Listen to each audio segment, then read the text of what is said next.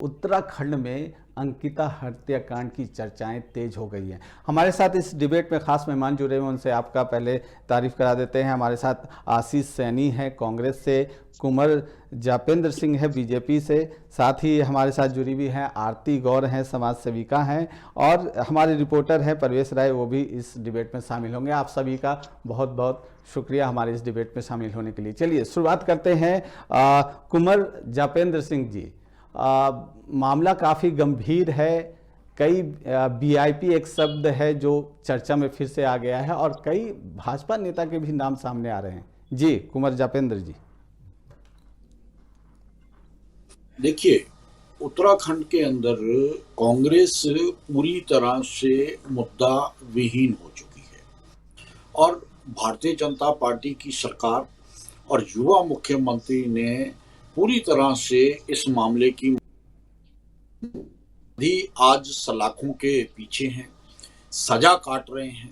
और अब तो अगर कल उन्हें आजीवन कारावास हो जाता है, हम कुछ तथ्यों की ओर ध्यान दिलाना चाहेंगे, तो अब तो आजीवन कारावास में 14 साल में पीछा भी नहीं छूटता। तो क्या ये संभव है कि एक को जो अपराधी जेल के अंदर हैं, जिनका अब जीवन जेल में ही कटना है, और अगर कोई इसमें कुछ और बात होती तो क्या वो अपनी जान बचाने के लिए उस तरह से सामने ना आते, क्योंकि साक्ष्य उनके अगेंस्ट थे, सच्चाई सबके सामने है।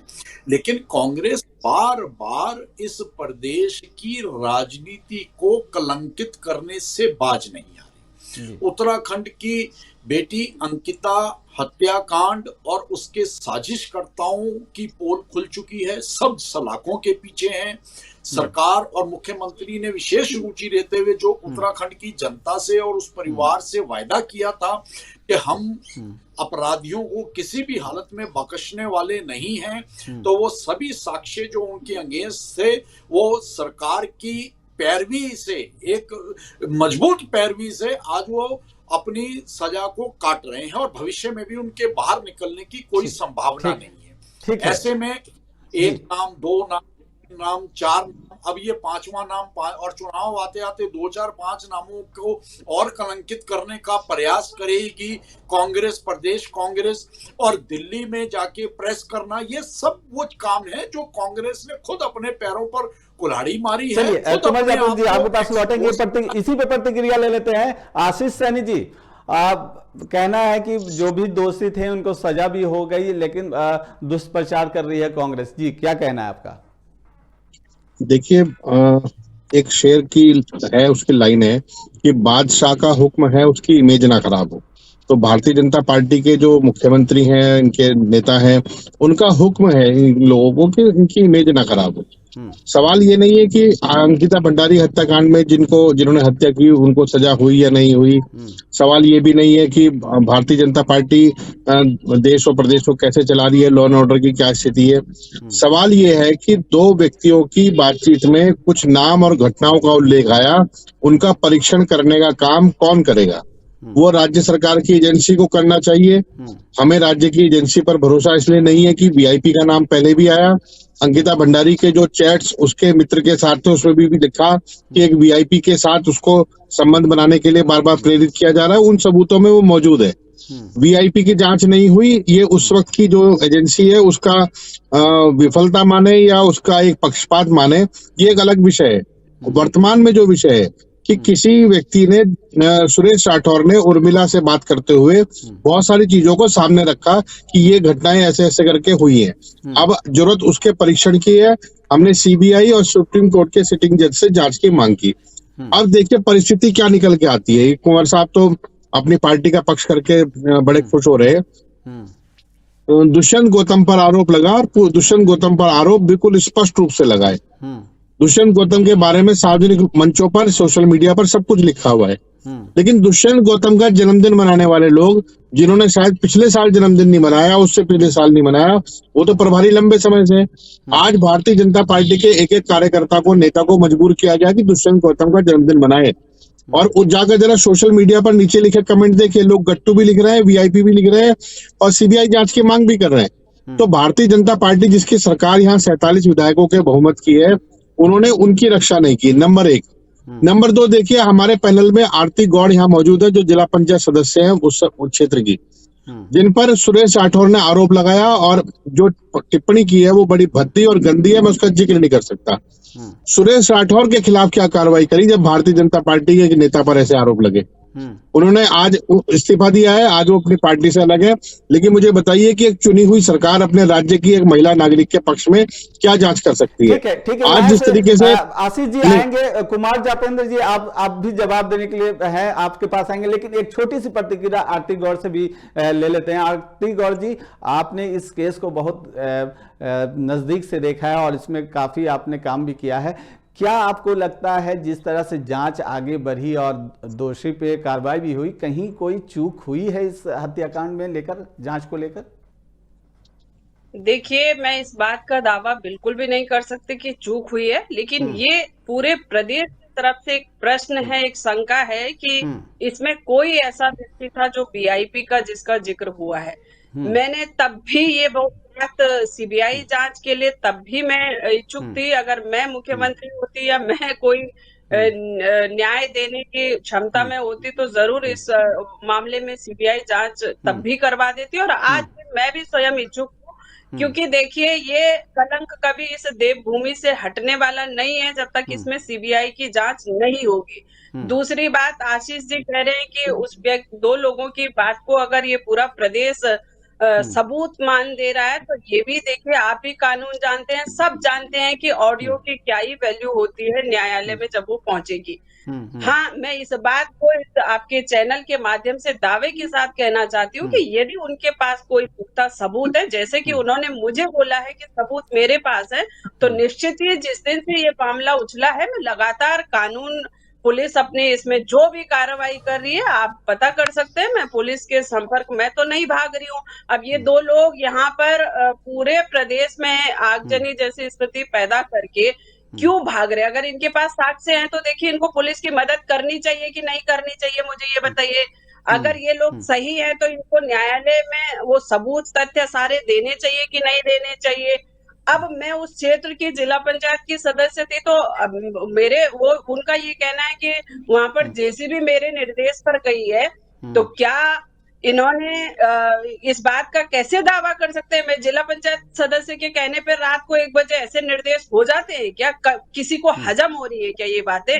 और जिनको हजम हो रही है, जो सोशल मीडिया पर तमाम कटाक्ष कर रहे हैं, मैं उन सब से भी ये पूछना चाहती हूँ कि क्या अगर वो ऑडियो किसी षड्यंत्र के तहत इन्होंने बनाई होगी, तो तुम फिर क्या करोगे? तुम्हारा क्या प्रतिक्रिया होगी? क्या हमारा खोया हुआ सम्मान लौटा देंगे? और जैसे अभी आशीष जी कह रहे हैं कि दुष्यंत जी का जन्मदिन मनाया, मैं ये कहना चाहती हूँ कि भैया वो दोषी, आपने आरोप लगा दिया, उसको दोषी मान ले। ऐसे तो मैं कल बयान दे दूंगी कि आशीष जी थे उस दिन बुलडोजर पे बैठे हुए, तो चल जाएगा काम। नहीं, ठीक है, आपके दुष्यंत जी ने तो सार्वजनिक तौर पर इसका खंडन भी कर दिया है और साथ ही कहा है कि अगर ये सिद्ध हो जाता है तो वो राजनीति से संन्यास ले लें।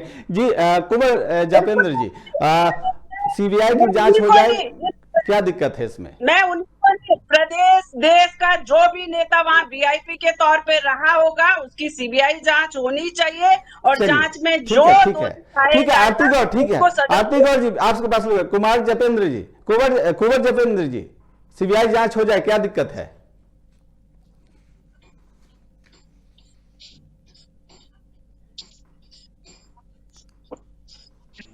लगता है कुंवर जी तक आवाज नहीं पहुंच पा रही है, हम फिर जुड़ेंगे उनसे।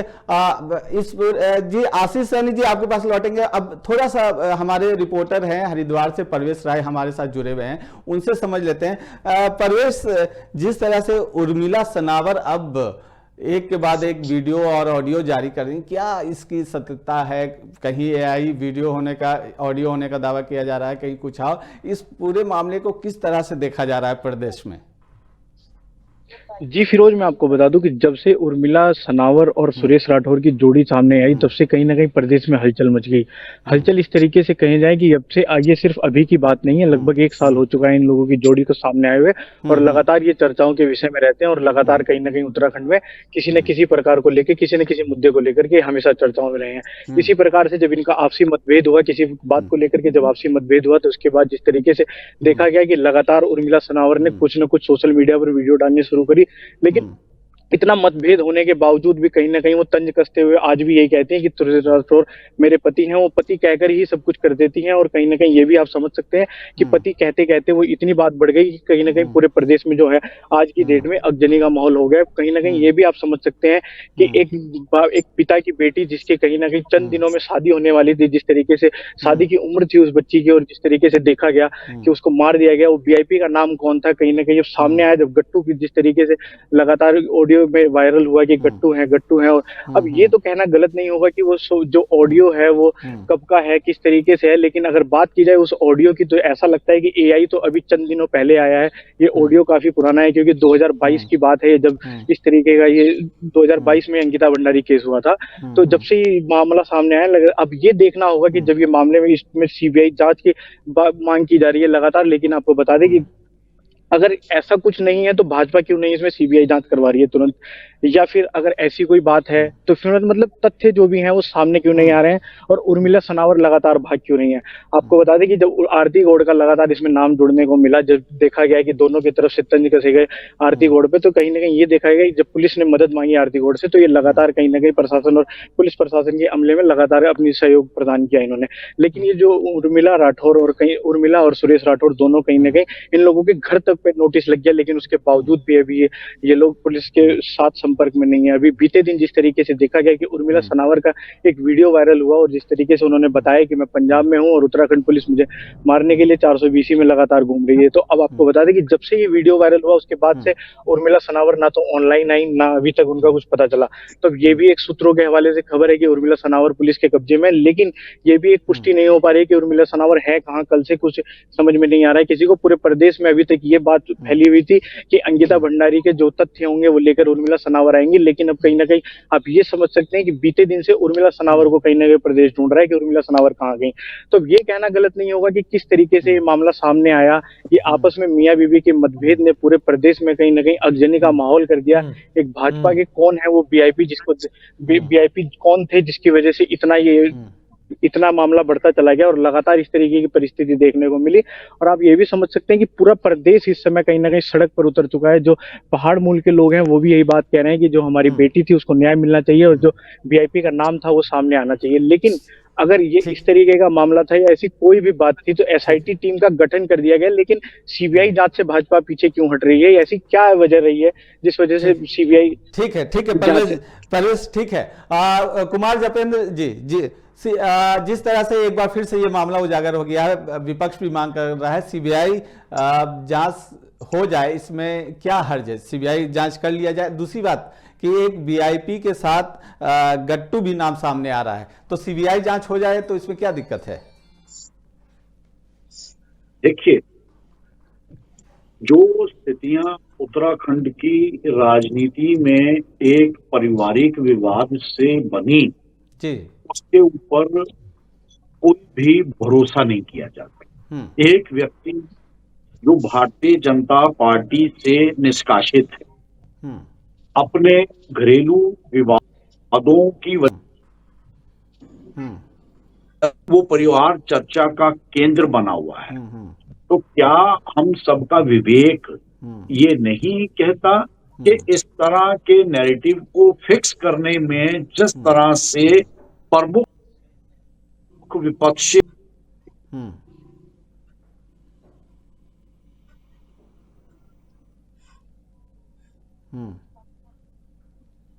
ने पैरों पर कुल्हाड़ी मारने वाला करते नहीं साबित होगा भविष्य में उत्तराखंड की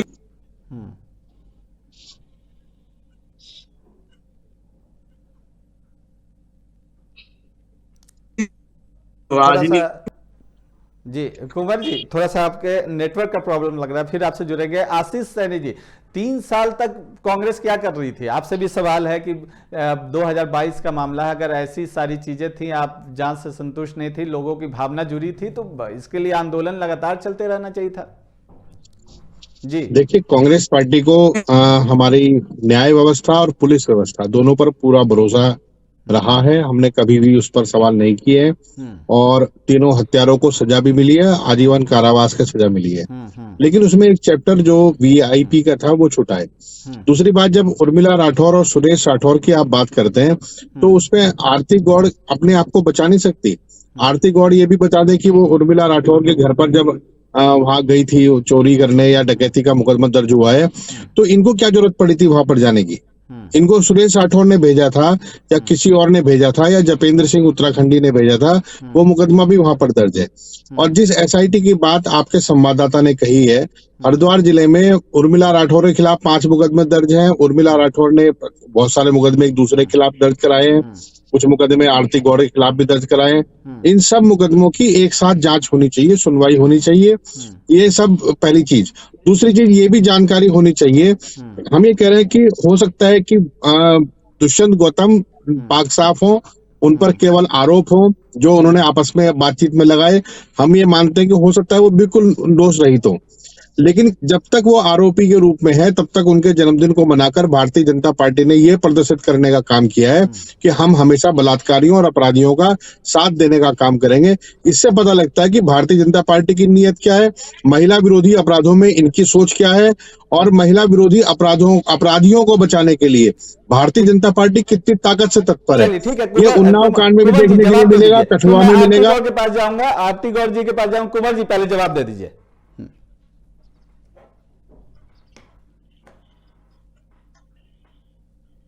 भारतीय जनता पार्टी का छोटे से छोटा कार्यक्रम जी आचरण के लिए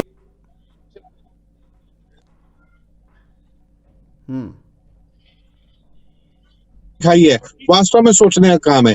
हम ये कह रहे हैं कि पुलिस अपना काम करे, पुलिस अपनी जांच करे, लेकिन जो काम मैं आरती गौड़ की इस बात से सहमत हूं कि इस काम की, इस मामले की वीआईपी की जांच सीबीआई करे और जितने मुकदमे इनके आपस में एक दूसरे के खिलाफ हो रखे हैं, इन सब के मुकदमों की सुनवाई एक साथ की जाए ताकि किसी के साथ अन्याय ना हो। जी आरती गौड़, आप पे भी गंभीर आरोप लगा रही है कांग्रेस। निश्चित तौर पर हमारा थोड़ा नेटवर्क सुनिए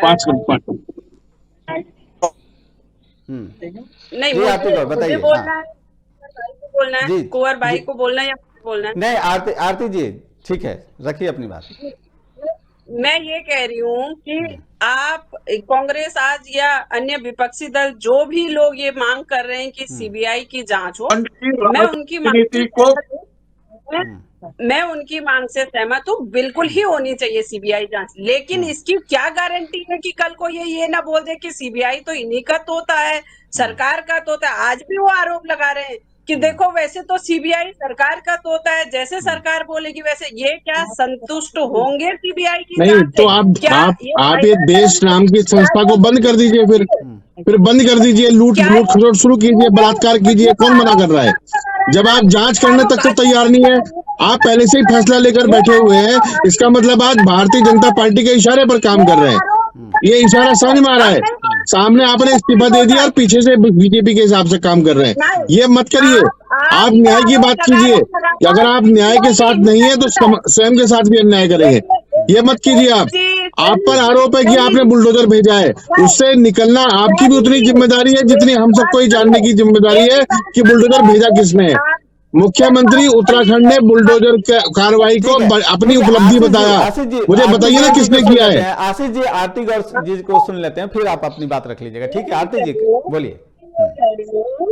पत्रकार महोदय, मेरा मानना ये है कि क्या भारतीय जनता पार्टी अगर सीबीआई की जांच कराती है, सरकार सीबीआई की जांच कराती है, तो ये विपक्षी दल क्या हमको लिखित में देंगे कि उसके बाद हम इस तरह के आरोप नहीं लगाएंगे कि सीबीआई से हम संतुष्ट नहीं है।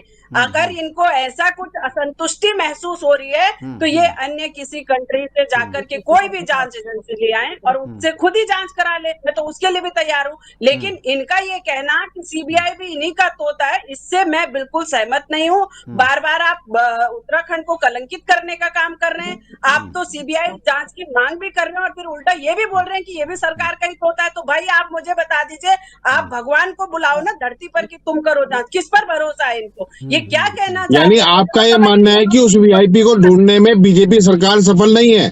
आपका ये मानना है कि बीजेपी सरकार जब तक रहेगी तब तक वो वीआईपी ढूंढ नहीं पाएंगे, ये आपको लग रहा है? नहीं, मुझे पूरा यकीन है कि आपको ये लग रहा है, आपको लग रहा है, पूरा यकीन है, आपको पूरा यकीन लग रहा है कि आप उनको ढूंढ नहीं पाएंगे।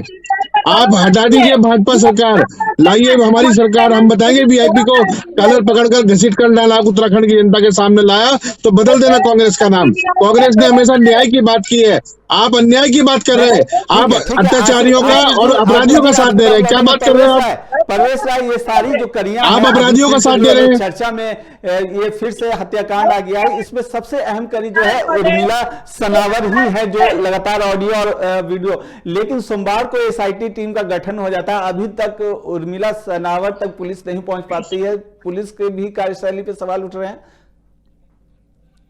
जी फिरोज, आपको बता दें कि जब से एसआईटी का गठन हुआ है उसके अगले दिन सुबह, यानी कि परसों एसआईटी का गठन हुआ और कल सुबह जिस तरीके से उर्मिला सनावर ऑनलाइन आई और उन्होंने कहा कि उत्तराखंड पुलिस मुझे मारने के लिए घूम रही है और मैं पंजाब से हूं और लाइव आई थी, वो फेसबुक पर जिस तरीके से देखा गया, तो उसके बाद ये कयास भी लगाई जा रही है कि उत्तराखंड पुलिस की हिरासत में है और ये भी कयास लगाई जा रही है कि कहीं ना कहीं वो फोन स्विच ऑफ करके कहीं गायब है, कहीं चले गए। लेकिन अब ये भी एक तथ्य और पुष्टि के सामने बात की जाएगी कि जिस तरीके से जब यहाँ के एसआईटी के जांच के जो अधिकारी अभय प्रताप सिंह है उनसे लगातार जब पूछा जा रहा है तो उनका कहना यही है कि अभी उर्मिला का पता नहीं है कहाँ है, किस तरीके से है। लेकिन जिस तरीके से उर्मिला को लगातार देखा गया कि वो हर चंद मिनट चंद घंटों में जिस तरीके से फेसबुक पर आती थी और कुछ ना कुछ एक ऐसी चिंगारी मारती थी जिससे पूरे प्रदेश में एक लगातार अगजनी का माहौल देखा जा रहा था। लेकिन वो कल सुबह से एसआईटी का गठन होने के बाद जिस तरीके से देखा गया कि वो कहीं ना कहीं गायब हो गई है। अब देखना होगा कि किस तरीके से पुलिस पकड़ती है उर्मिला सनावर को। लेकिन आपको लेकिन आपको बता दें कि जिस तरीके से देखा जा रहा है कि लो चाबी, आपको बता दें कि जिस तरीके से देखा जा रहा है कि अब आगे आने वाले समय में किस तरीके से बात की जाएगी। लेकिन आपको बता दें कि जो सुरेश राठौर इसमें अहम कड़ी जुड़े रहे हैं लगातार, उर्मिला सनावर जो सुरेश राठौर की कड़ी थी इन दोनों की, अब सुरेश राठौर भी कहीं ना कहीं गायब हैं। थाना अध्यक्ष अंकुश शर्मा ने जिस तरीके से सुरेश राठौर के घर पर एक नोटिस लगाया और उनको कहा कि आप जल्द हमारे थाने में और जो भी आप लोगों के पास तथ्य थे, जिस तरीके से आप लोग एक राष्ट्रीय उनके दुष्यंत कुमार गौतम का नाम जिस तरीके से खराब कर रहे हैं, ऐसा उन्होंने कहना था। अगर इनके खिलाफ कोई भी पुष्टि है, कोई भी अगर कुछ है तो लेकर आए थाने में। लेकिन कहीं ना कहीं दोनों ये लोग गायब हैं। अब देखना होगा कि पुलिस कब तक इन लोगों को पकड़ पाएगी या ये फिर मामला इसी तरीके से है, ये देखने वाली बात होगी। तब कई और खुलासे हो सकते हैं। अब जी हमारे पास वक्त की कमी है, अब क्लोजिंग कमेंट लेंगे। आरती गौर जी, आप ही से शुरुआत करते हैं, 30 सेकंड आखिरी क्लोजिंग कमेंट, ठीक है? मैं तो आपके चैनल के माध्यम से भाई आशीष सैनी जी से निवेदन कर रही हूँ कि यदि आप पर उर्मिला सनावर को, सुरेश राठौर को, किसी को भरोसा है तो आप ही उनको साक्ष्य सहित कोर्ट में पेश करा दीजिए। आप भी सरकार की और एसआईटी की और सीबीआई की जांच में मदद करिए, क्योंकि आप भी एक इस उत्तराखंड के जिम्मेदार नागरिक हैं। और अगर वो सही है तो भाग क्यों रहे हैं, बस मुझे इतना सा जवाब चाहिए सबसे। मैं तो देखो, इस समय आरोपी तो हम लोग हैं ना, तो हम क्यों नहीं भाग रहे हैं? भागना तो हमको चाहिए, डर तो हमको होना चाहिए। वो तो आरोप लगा के भाग गए, तो वो तो उत्तराखंड की जनता उनको हीरो बना रही है कि उन्होंने सच्चाई कह दी, तो वो फिर भाग क्यों रहे? जब वो उत्तराखंड की जनता की नजरों में हीरो है तो उनको भय किसका? दोषी तो हम हो रहे हैं सबकी नजरों में, तो भय भाग क्यों रहे हैं? ठीक है आरती गौर जी, समय की कमी है। आशीष Saini ji 30 second closing comment, फिर मैं कुमार जापेंद्र जी के पास जाऊंगा 30 सेकंड में। देखिए, मेरा यही कहना है कि सीबीआई जांच हो, सुप्रीम कोर्ट के जज उनकी अध्यक्षता में ये जांच की जाए और तभी हो सकता है कि उस बेटी को न्याय मिले। लेकिन बार बार इनका ये कहना कि कांग्रेस के लोग जांच कर लें। अब उस जांच समिति का अध्यक्ष मुझे बना दीजिए, मैं आपको गारंटी देता हूँ कि वीआईपी का कलर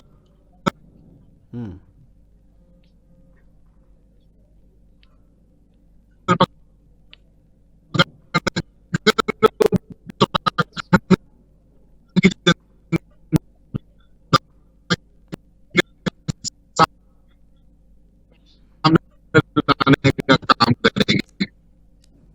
ठीक है आशीष जी, ठीक है, हो गया। Kumar Japendra Singh ji, 30 second closing comment. Congress पूरी तरह से अपनी साजिश में बेनकाब हो चुकी है। पहले भी कांग्रेस के हाथ विफलता लगी, लेकिन कांग्रेस अपनी साजिशों से बाज नहीं आई और वर्तमान में कांग्रेस ने अपने पैरों पर कुल्हाड़ी मारने वाला काम करा है। और उत्तराखंड की जनता सब जानती है, कांग्रेस की हकीकत भी जानती है, इनकी सत्ता की भूख को भी जानती है और इनके कलंकित करने वाले इतिहास को भी जानती है। तो कांग्रेस बेनकाब हो चुकी है, वक्त आने पर उत्तराखंड की जनता इन्हें जवाब देगी। चलिए, तो आप तमाम मेहमानों का बहुत बहुत शुक्रिया हमारी इस खास डिबेट में जुड़ने के लिए। तो जिस तरह से अंकिता भंडारी हत्याकांड सुर्खियों में है और कई कड़ियां फिर सामने आ रही है, अब ये सवाल ये है कि क्या उर्मिला सनावर पुलिस के सामने कई खुलासे करेंगे, और जिस तरह से ऑडियो और वीडियो जो जारी किया गया है उससे क्या अहम कड़ियां जुड़ती हैं इस पूरे हत्याकांड में, और फिर से इसका क्या जांच में आगे बढ़ता है, ये देखने वाली बात होगी। फिलहाल NBC 24 पर खास डिबेट में आप सभी के जुड़ने के लिए बहुत बहुत शुक्रिया, और यहाँ खबरों का सिलसिला लगातार जारी है। आप बने रहिए NBC 24 के साथ। मुझे दीजिए इजाजत, नमस्कार।